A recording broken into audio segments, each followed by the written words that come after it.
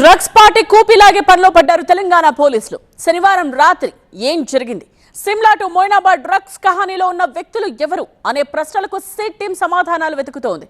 మరోవైపు తరచూ వివాదాలకు కారణమవుతున్న రోహిత్ రెడ్డి ఫామ్ హౌస్ ను సీజ్ చేయడంతో పాటు గన్ ఫైరింగ్ పైన యాక్షన్ తీసుకునే పనిలో పడ్డారు ఖాకీలు.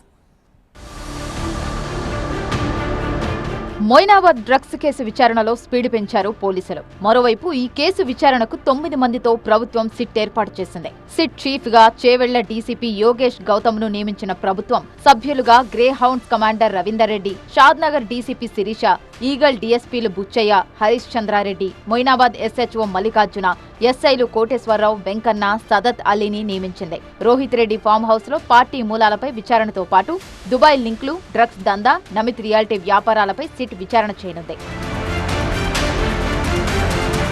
మరోవైపు pilot Rohit Reddy farm house seize కు సిట్ చర్యలు చేపట్టింది. రోహిత్ రెడ్డి ఫామ్ హౌస్ అక్రమాలకు అడ్డాగా మారిందని, అసాంఘిక కార్యకలాపాలు జరుగుతున్నాయని చెబుతున్న సిట్ ఆ ఫామ్ హౌస్ ను సీజ్ చేయాలని రెవెన్యూ అధికారులకు లేఖ రాసింది. సైబరాబాద్ సిపికి లేఖ రాసిన సిట్ అధికారులు రితీష్ రెడ్డి గన్ లైసెన్స్ ను రద్దు చేయాలని కోరారు. రివాల్వర్ దుర్వినియోగంపై చర్యలు తీసుకోవాలని కోరింది సిట్. డ్రగ్స్ కేసులో పైలట్ రోహిత్ రెడ్డి కస్టడీ కోసం పిటిషన్ వేశారు పోలీసులు. రోహిత్ రెడ్డితో పాటు మరో 2 కస్టడీ కోరారు. కోర్టు అనుమతితో 3 నిందితులను విచారించనున్నారు మొయినాబాద్ పోలీసులు. కేసు ఏదైతే ఉందో 150 of 2026 under arms act, NDPS act, excise act and attempt to murder, obstruction to public servant. So అవన్నీ ఆ అంశాల పైన మనకి ఇంకా లోతులో వెళ్ళాలి, ఇంకా డీటెయిల్ ఇన్వెస్టిగేషన్ చేయాలి.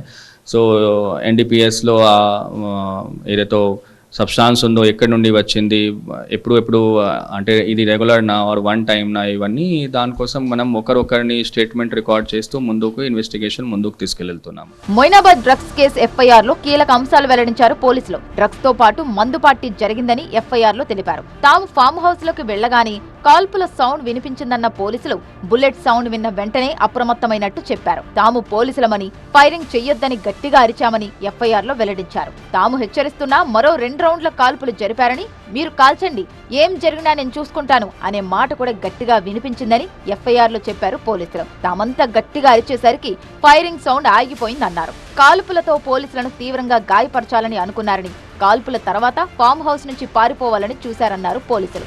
ఆ తర్వాత డ్రగ్స్ తీసుకోలేదంటూ బుకాయించే ప్రయత్నం చేశారని FIR లో తెలిపారు పోలీసులు. ఆయనకి ఒకటి ప్రాజెక్ట్ నడుస్తున్నది, హిమాచల్ గవర్నమెంట్ సిమ్లాలో ఒకటి ప్రాజెక్ట్ ఇప్పుడు స్టార్ట్ అవుతున్నది అని ఇన్ఫర్మేషన్ మనం వెరిఫై చేశాము. సో దాన్ని బట్టి ఆయన రెగ్యులర్గా సిమ్లా రావడం పోవడం అది జరుగుతున్నది. ఆ క్రమంలో అక్కడే తీసుకువచ్చి ఇక్కడ రావడం ఉండొచ్చు. అంటే ఇప్పటిదాకా ప్రిలిమినరీ స్టేట్మెంట్లో ఫైనలీ మనం ఫర్దర్ ఇన్వెస్టిగేషన్లో అది దీనికోసమే తెచ్చుకున్నారా ఆర్ రెగ్యులర్ తీసుకువస్తున్నారా పోతున్నారా అవన్నీ మనం వెరిఫై చేయాలి. మొయినాబాద్ డ్రగ్స్ కేసులో పట్టుబడ్డ టీడీపీ ఎంపీ పుట్టా మహేష్ ను కూడా విచారణకు పిలిచారు పోలీసులు. అయితే పార్లమెంటు సమావేశాల నేపథ్యంలో టైం కోరారని పోలీసులు చెబుతున్నారు. ఎంపీ విచారణలో మరిన్ని విషయాలను రాబట్టే ప్రయత్నం చేస్తున్నారు.